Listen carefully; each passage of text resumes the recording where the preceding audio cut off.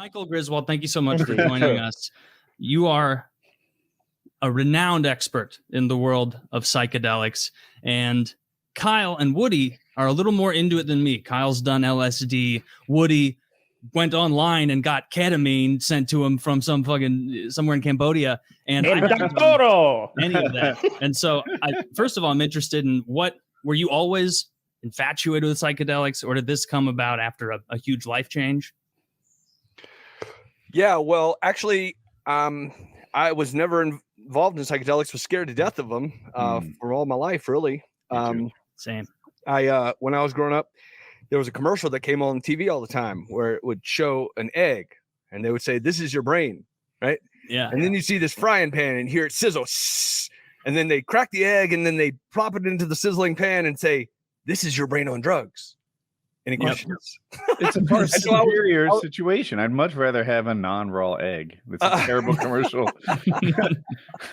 I was convinced like that people who did drugs, you know, they fried their brain and became crazy. Mm-hmm. And it was only after I was dealing with my own, just coming to the end of my rope, really, that out of desperation, I tried them.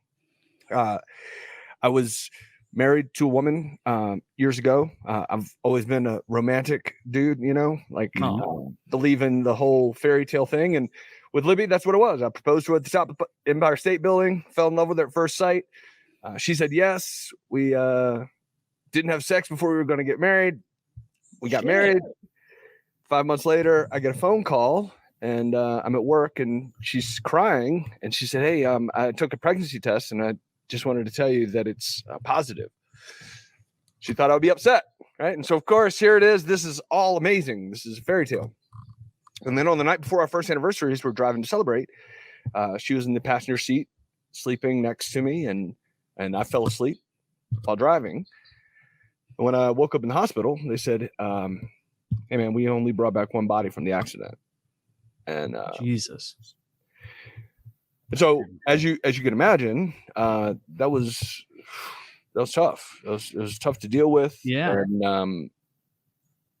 And I was a very I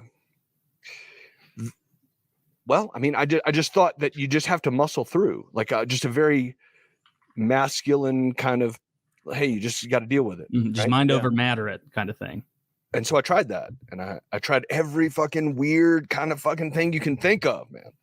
Mm-hmm. I tried all the fucking breathing techniques. I tried the fucking meditation for hours. I tried the fucking yoga poses. I tried all the fucking. How old were you? 29. Okay. 29 when she died. And you had been married for 6 months-ish? Is that 364 days. It was the day before our first anniversary. Fuck, dude. Jesus Christ. That's rough. Okay. So I tried all that stuff, right? And and man, let me tell you, dude. And look, I know not everybody goes through something like this at such a young age, but I think damn near everybody goes through this experience of where they're like, man, I don't know what the fuck's going on around here. Mm-hmm. Hey, man, something ain't fucking working. Something ain't fucking working. And you know what I thought? I thought the whole time there was something wrong with me. Look, until it got to this point where I couldn't take it no more. And I found out, I read an article about this girl, this 15-year-old girl who had such extreme bipolar that when she was manic, it took 3 grown men to wrestle her to the ground. And when she was depressive, her father had to keep constant watch on her so that she didn't kill herself. Now, if you're a father and this is your daughter, you're fucking losing your mind, right? Mm-hmm. Nothing would work. And he finally, on the recommendation of a crazy doctor, decided to give his daughter a super dose of LSD. Nothing else would work. Dr. Joe Rogan. DMT. So they gave her so much LSD that she ended up in a coma. Okay. And dude. All right. So I'm not, the doctor lost me. The father. You had me right up into the coma. Yeah, losing his mind. I was about to look him up in the yellow pages. The father's losing his mind. But when the daughter comes to, she said 3 words. She said, "Dad, it's over." And bro, I totally got what she meant. Like those 3 words, "Dad, it's over," it gave me hope in that moment, dude, that there's an answer, because I knew what she was talking about. So I had a contact in California who shipped me out some LSD to Ohio City, Cleveland, Ohio. I didn't know what the fuck I was doing. Just took as much as I could and hoped that I didn't get into a coma. And here's what happened. How much are we talking before we get into the scary town? I ordered. The girl sent me 10 pyramid-shaped LSD. Have you ever seen them as pyramid shape? I've seen squares always. Well, this one was a pyramid shape, and I took 6 of them. Okay. All right. And dude, here's what happened. It was the most beautiful experience of my life. Let me tell you something. Look, everything, and this is why it's so difficult to explain the inexplainable experience, because everything I'm going to try to say just going to sound cliche unless you experience it, which is, dude, everything made sense. This whole time, all of these years that I was fucking losing my shit and feeling so terrible, I was convinced that I was feeling terrible because I was guilty. Hey, man, you were driving, you fell asleep. This is your fault. Bro, that's hard to deal with. And when I was on this LSD trip, I realized, hold on, man. You don't feel terrible because you're guilty. The reason that Libby's death is beautiful is the same reason that it's tragic. It's because you loved the fucking shit out of her. And in a moment, I understood life in the way that it is, not the way that I would imagine it should be. What I mean is, all of that love that I had for her, bro, you don't get that without the pain of it. Now, maybe it would have happened for most people much later in life, or through some other means of loss. But I thought that this pain was a wagging of the finger. You've done something wrong. You're bad. But I realized, no, man, that's just the way life is. And it woke me up to understand life. Was this after your first time you had this experience? Yes. And did it last, I guess, until now? Or was it a big kind of peak feeling and then you felt like you had to do it again to remind yourself? Or how did that go? Yeah. Okay. So I went through that, right? I went through that whole thing where I thought, oh man, if I'm really enlightened, I ought to feel this way perpetually. No, that's all insane. That's all insane. Look, the enlightened life is everyday life. That is what life is. But you have to realize that in order for life to have any significant meaning. Can you expand on that?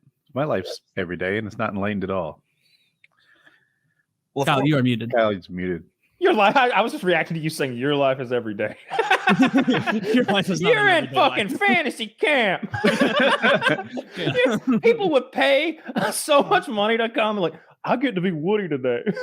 Kyle, I had problems too. My fish tank's growing the wrong kind of algae. And I hear your daughter's making you move boxes as well. That's Jesus true. Christ, See, your life's problems. rough. Holy shit! I heard one of your dozen motorcycles had a dead battery the other day, and you only have 3 battery tenders, so you didn't know what to do. Do they all have battery tenders on them right now? I don't want to hear about your hard life. And it's not you didn't say hard life, your everyday life. I said I wasn't enlightened. I wasn't trying to say I had it hard. I don't feel enlightened either. Maybe I need to try just a little LSD, just a little enlightenment. So here's my question for Michael. Do you think that, because I've taken LSD and I don't feel like I had a moment of enlightenment necessarily. I had a really good time. Do you think the reason for that is I didn't take a high enough dose, or because I don't know how to put this. I don't have a journey to make, or I don't feel like I need to make a journey of enlightenment necessarily. I'm pretty okay with the way things are, more or less. Dude, great question. Actually, this is a great question. Actually, this whole confusion is a confusion of linguistics. It's a confusion of language rather than a confusion of experience. You see, look, okay, all these fucking self-help clowns out here who want to tell you about like how to be happy all the time and how to be full of gratitude and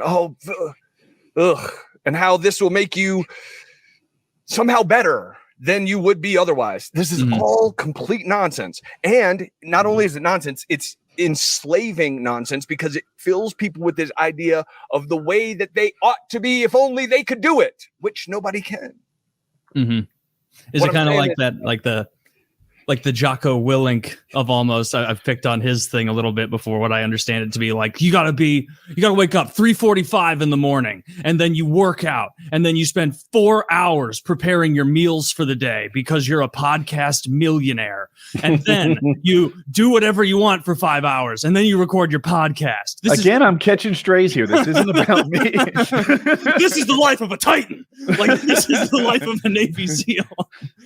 Like, I like what you're saying there, where there isn't a pie in the sky sale of you're going to be happy all the time, because it's not realistic. You won't be happy all the time. I'm sure there are days that are really tough still, where you just have to look past it and realize, it will come around again. Dude, no, nobody wants to be happy all the time. This is the fucking scam of the whole thing.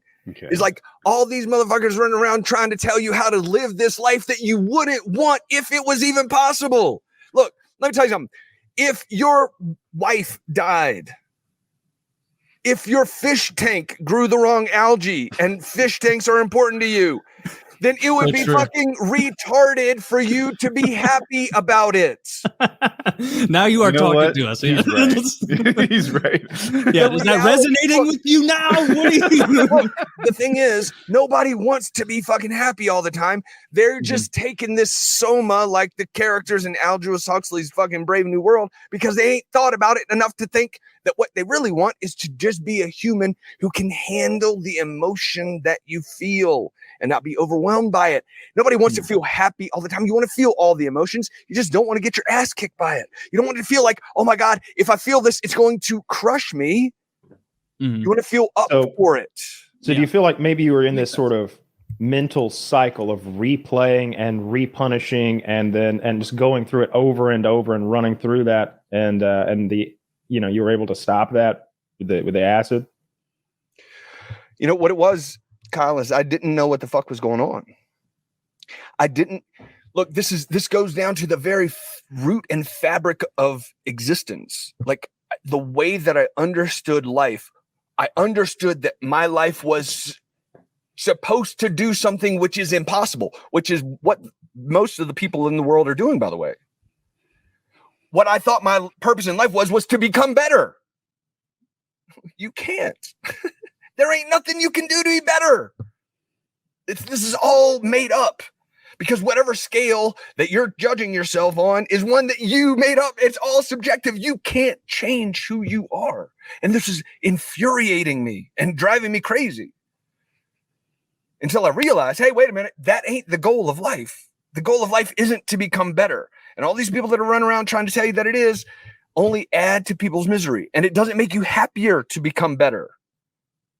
It only makes you more enslaved. You don't think that it actually made you a better person. You just think that it facilitated the ability in you to handle emotions as they came organically and not freak out and feel as though you were, had no control, and that the emotions were controlling you.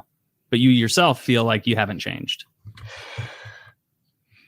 What has happened is I've experienced this range of experiences.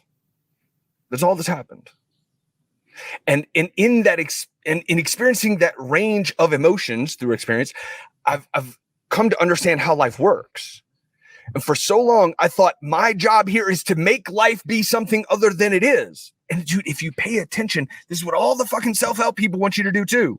They want you to always be grateful, want you to always be happy, want you to always be positive, want you to always be positive. Dude, that ain't life.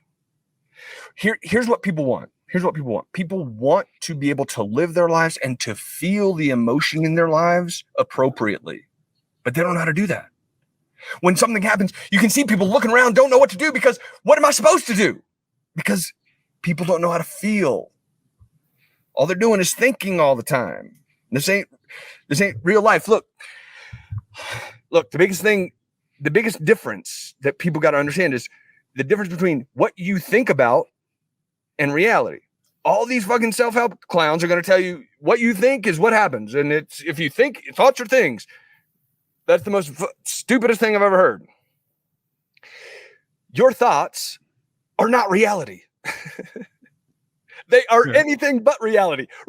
Reality happens and your thoughts are completely different. This is the big difference here. Is like this idea. Sorry, let me just try to bring this thought together because I know it's sounded kind of a tangent. A little esoteric, yeah. Look.